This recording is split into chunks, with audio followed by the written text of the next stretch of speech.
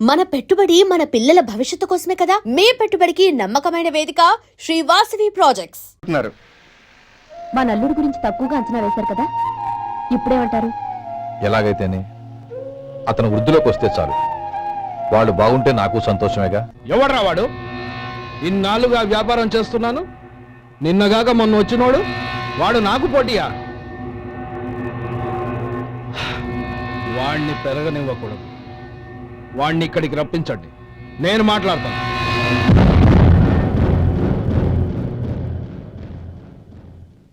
నమస్కారం అండి. రమ్మన్నారంట? నీ పచ్చళ్ళ కంపెనీ మూసేయాలి. నీకెంత కావాలి? 5 లక్షలు ఇస్తాను. చాలా? 5 లక్షలు కాదు, 50 లక్షలు ఇచ్చినా నా కంపెనీ మూయడం జరగదు. బాగా ఆలోచించుకొని చెప్పు. ఈ వ్యాపారంలో పుట్టి పెరిగినోణ్ణి, నాతో పోటీ పడకు. నా చేతి కింద 6,000 మంది పనిచేస్తున్నారు. ఆంధ్ర మొత్తం నాకు బ్రాంచులు ఉన్నాయి. నేనే మార్కెటింగ్ చేయలేకపోతున్నాను. ఆఫ్టర్ ఆల్ ఒక కుటీర పరిశ్రమలా పెట్టుకొని నువ్వెలా మార్కెటింగ్ చేయగలవు? 6,000 మంది వర్కర్స్ని పెట్టుకుని ఆంధ్ర మొత్తం బ్రాంచీలున్న మీరే నా కంపెనీ చూసి భయపడుతున్నారంటే నా సరుకులో నాణ్యత ఉందనేగా. ఆ నాణ్యత ఉన్నంత వరకు నాకెవరూ పోటీ కాదు. ఈ ప్రపంచంలో నేను ఎక్కడైనా మార్కెట్ చేయగలను. వస్తాను.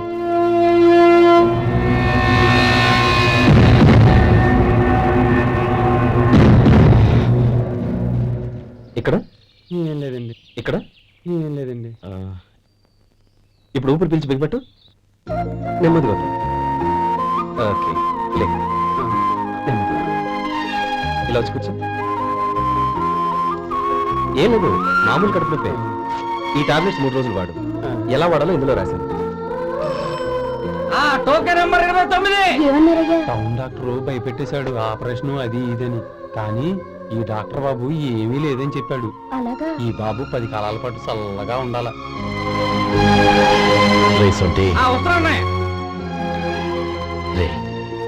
భగవంతుడి దయ వల్ల తమ్ముడు హస్తవాసి మంచిదని అప్పుడే పేరొచ్చిందిరా.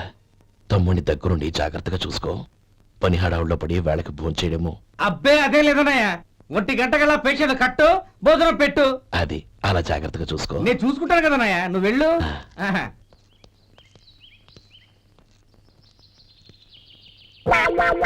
అయ్యో, ఏంటే ఉంటున్నాడా ఈ దెబ్బలు? ఏదైనా యాక్సిడెంటా? అదేం కాదండి, మరి గోరు కొరికినందుకు ఎలక్ట్రిక్ స్తంభాన్ని కట్టేసి ఇలా రక్తం వచ్చేలా కొట్టారండి. ఊరు కురికినందుకు ఎలక్ట్రిక్ స్తంభాన్ని కట్టేసి ఇంతలా కొడతారా? వాళ్ళతో మనుషులా రాక్షసులా? చాలా థ్యాంక్స్ అండి, కనీసం మీరైనా అర్థం చేసుకున్నారు. వాళ్ళు అర్థం చేసుకోలేదండి.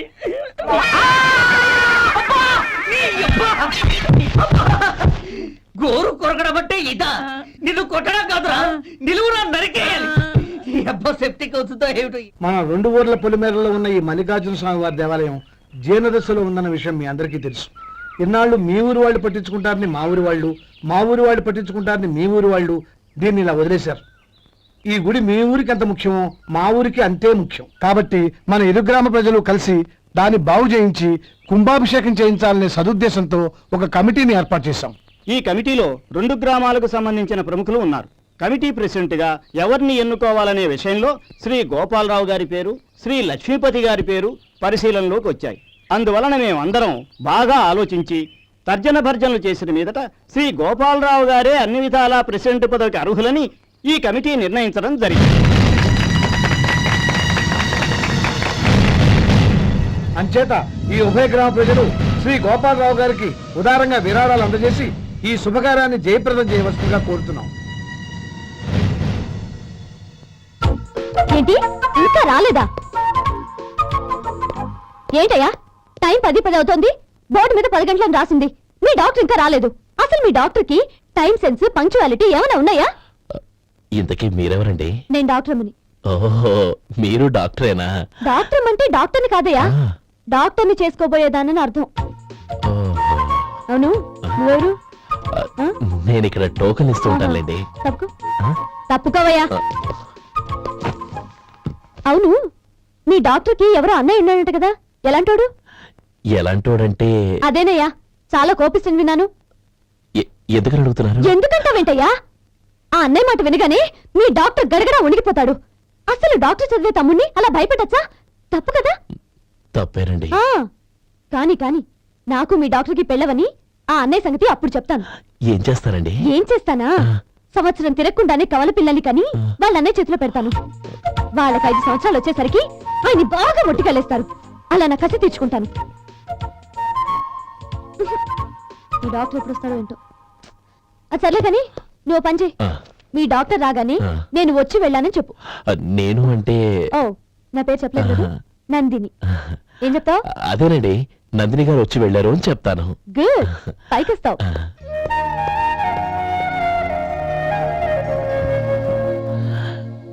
ఉమ్. ఆ, ఉమ్. దీంతో మొత్తం 4,98,200 అయ్యాయి. ఉమ్. పోతే నువ్వు ఇచ్చినంత ఇవ్వలేకపోయినా ఈ దైవకార్యానికి నా వంతు చంద 1800. దీంతో మొత్తం 5 లక్షలు పూర్తయ్యాయి. సరేరా, ఆ, నేను ఈ డబ్బు తీసుకుని పట్నం వెళ్ళి బ్యాంక్ లో వేసొస్తాను. అలాగే నేను నీతో వద్దాం అనుకున్నాను రా. అనుకోకుండా సాయంత్రం ఇన్స్పెక్షన్ వచ్చింది. పర్వాలేదులే, ఆ. వెళ్ళొస్తాను.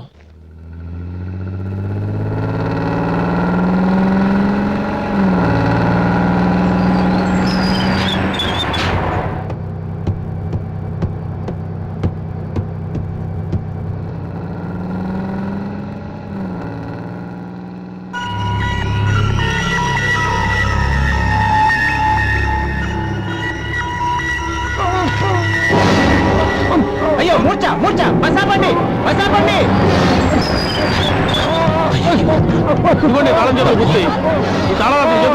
వీటి వల్ల ప్రయోజనం లేదు. 4 ఖర్చుకోకుండా పళ్ళ మధ్య పెట్టడానికి గట్టిగా ఏదైనా ఉంటే ఇవ్వండి.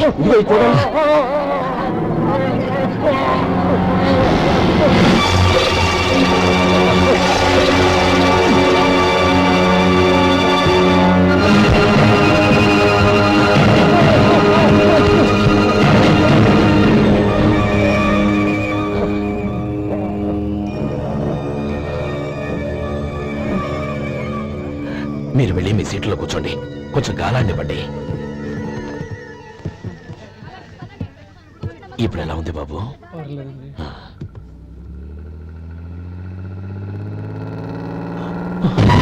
అయ్యో, నా బ్యాగ్ ఎవరైనా చూసారా?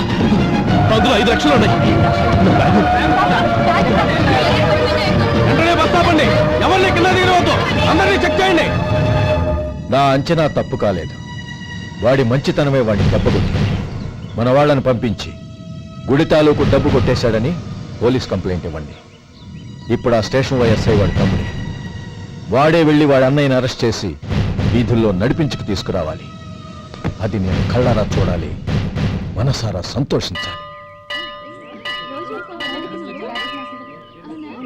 అయ్యో గోపాలం గారు, గోపాలం గారు, మీరు దేవస్థానం సొమ్ము దొంగిలించారని ఎవరో పోలీస్ కంప్లైంట్ ఇచ్చారంట. మిమ్మల్ని అరెస్ట్ చేయడానికి మీ తమ్ముడు గారు వస్తున్నారు.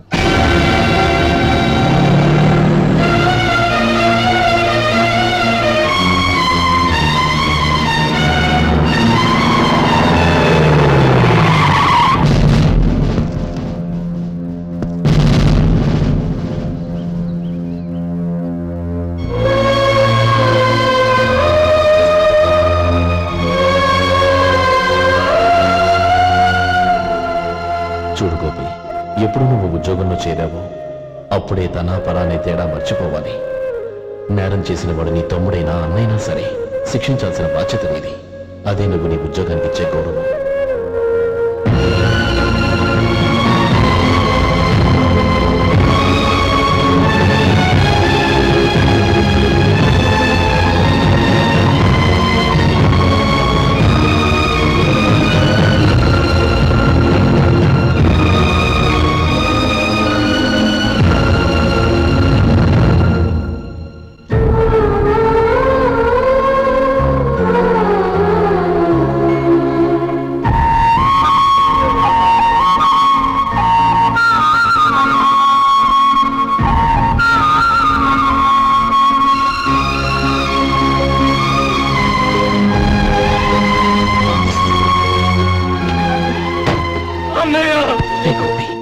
ఏమిట్రా ఇది?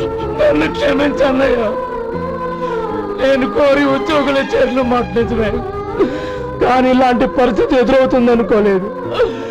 నా ఒంట్లో ప్రతి రక్త పొట్టు నీ భిక్షనన్నయ్య.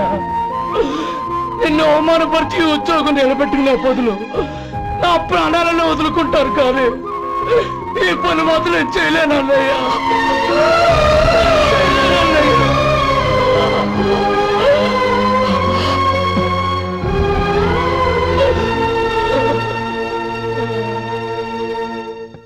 ఏరా, ఇన్నేళ్లు కష్టపడి సంపాదించిన ఉద్యోగానికి రాజీనామా చేస్తావా?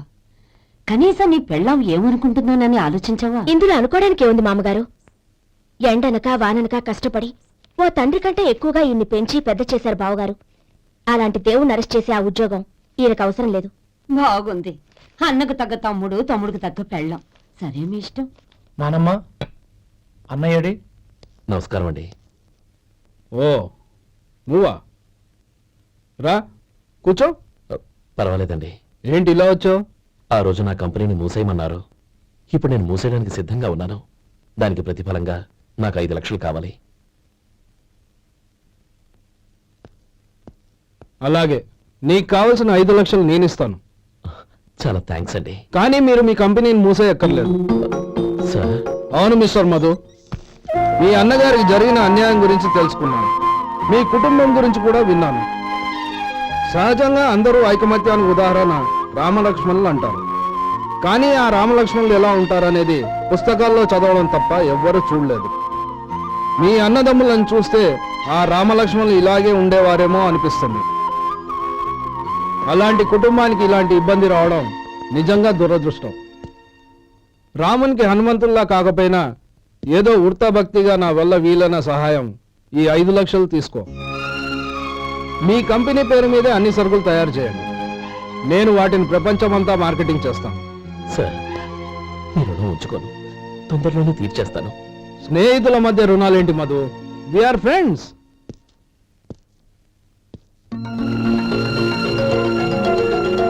ఏంటో అక్కడ ఆగిపోయావు? రా. నువ్వు మీ అన్నయ్యని అరెస్ట్ చేయడానికి అట్టెళ్ళావు, ఆయన లొంగిపోవడానికి ఇటు వచ్చారు. అవును, యూనిఫామ్ చేత్తో పట్టుకొచ్చావేంటి? సార్, నేను రే, ఈ మాత్రం దానికే బెదిరిపోయి ఉద్యోగం వదులుకుంటావా? నువ్వు ఇలాంటివి ఎన్నో సమర్థవంతంగా ఎదుర్కోవాలి. నిన్ను నేను ఎస్పీగా చూడాలి. అది కాదన్నయ్య. ఇంకేం మాట్లాడకు.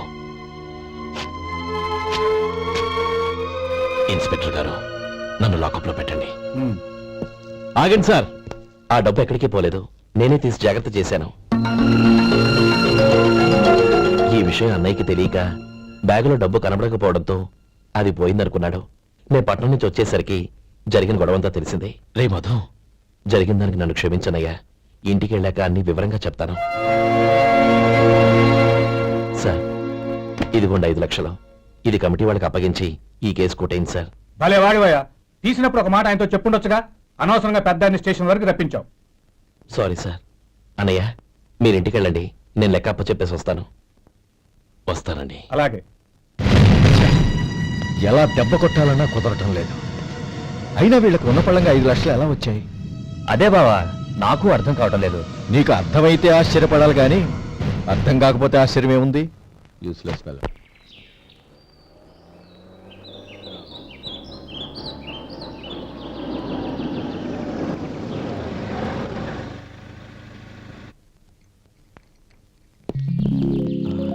నువ్వు ఎక్కడే ఉండు. అన్నయ్య మూడు ఎలా ఉందో చూసి నేను లోపలికి తీసుకెళ్తాను. ఓకే? అలాగే.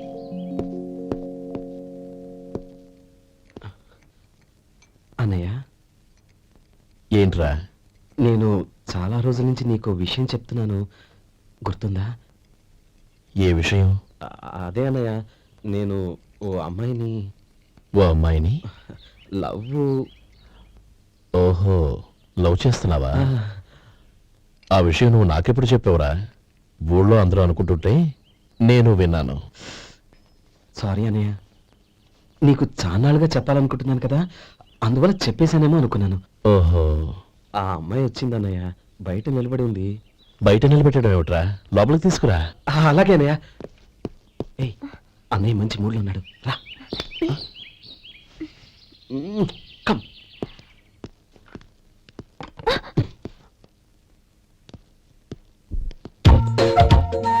ఎందుకంటావేంటయ్యా? ఆ అన్నయ్య మాట వినగానే మీ డాక్టర్ గడగడ వణికిపోతాడు. అసలు డాక్టర్ చదివే తమ్ముడిని అలా భయపెట్టచ్చా? తప్పు కదా. తప్పేనండి. ఆ, నమస్కారం మేడం. నమస్కారం. అదేంట్రా మనిషో పక్కనుంటే నమస్కారం ఇంకో పక్కన ఉంది. అది మర్యాదనయ్య, మర్యాద. ఆహా, అవును నీ పేరేంటమ్మా? నందిని. ఆ నందిని. నందిని అన్నయ్య. ఏ ఆ ముక్కతను చెప్పలేదా? పెద్దలంటే మహాగౌరవం అన్నయ్య. మేమిద్దరం ఇంత క్లోజ్ ఫ్రెండ్స్ కదా, ఆయన నాతో కూడా ఎక్కువ మాట్లాడదు ఓహో, కదా. నాకు మీ డాక్టర్కి పెళ్ళవని అప్పుడు అన్నయ్య సంగతి చెప్తాను. ఏం చేస్తానండి? ఏం చేస్తానా? సంవత్సరం తిరగకుండానే కవల పిల్లల్ని కని వాళ్ళ అన్నయ్య చేతిలో పెడతాను. వాళ్ళకి 5 సంవత్సరాలు వచ్చేసరికి ఆయన్ని బాగా ముట్టిగలేస్తారు. అవును, అమ్మాయి మోహం చూడకుండా నిర్ణయం తీసుకోనరా. తలెత్తు. ఏం చెప్తా? అదేనండి, నందిని గారు వచ్చి వెళ్ళారని చెప్తాను. గుడ్, పైకి వస్తావు. ఏమి మీ అన్నయ్య? అవునే. నందిని, ఏమైంది? ఎందుకు ఏడుస్తున్నావ్? ఈయన మీ అన్నయ్యని తెలియక తెలియక హాస్పిటల్ దగ్గర మర్యాద లేకుండా దురుసుగా మాట్లాడాను. ఆయన ఈ పెళ్లి తప్పుకోరు. అలాంటి చిన్న చిన్న విషయాల్ని మా అన్నయ్య పట్టించుకోడు. అయినా నేను కన్విన్స్ చేస్తాను కదా. ఆయనకంత అవమానం జరిగాక ఎందుకు కన్విన్స్ అవుతారు?